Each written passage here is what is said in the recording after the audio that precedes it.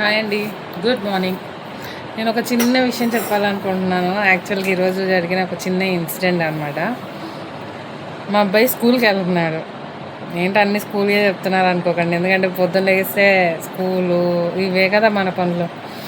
So బాబు స్కూల్కి వెళ్తున్నాడని మేము second ఫ్లోర్లో ఉంటామన్నమాట. సో సెకండ్ ఫ్లోర్ నుంచి కిందకు చూస్తూ ఉన్నా. సడన్గా మా పాప నా చేతిలోంచి ఫోన్ కిందకి ఇసిరేసింది.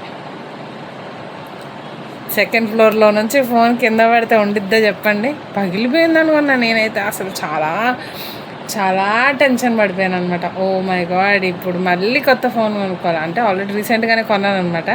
సో మళ్ళీ కొత్త ఫోన్ కొనుక్కోవాలి, దేవుడా ఏంటి ఇది అనుకున్నా. చాలా టెన్షన్ పడ్డాను. అసలు ఇక కింద పడి కాలువలో బంప్ చేసింది ఫోను. సో డ్రైనేజ్లో పడిపోయింది అనమాట నా ఫోన్. ఇప్పుడు ఎలా తీయాలి? మనకు అస్సలు డ్రైనేజ్లో మనం చేయి పెట్టలేము. ఎట్లా ఎట్లా ఎట్లా అని టెన్షన్ పడుతూ ఉన్నాను.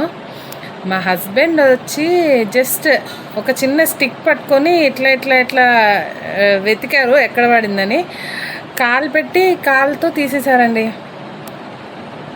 నేను ట్రై చేసే గ్యాప్లో మా హస్బెండ్ మా బాబుని తీసుకొని స్కూల్లో డ్రాప్ చేసి రిటర్న్ వచ్చి ఆ తర్వాత ఆయన దాన్ని వెతకడం ట్రై చేసి తీసి ఇచ్చారు. సింపుల్గా నా ఫోన్కి ఒక చిన్న స్క్రాచ్ కూడా పడలేదు.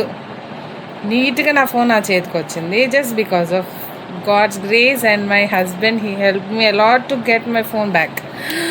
ఓ మై గాడ్,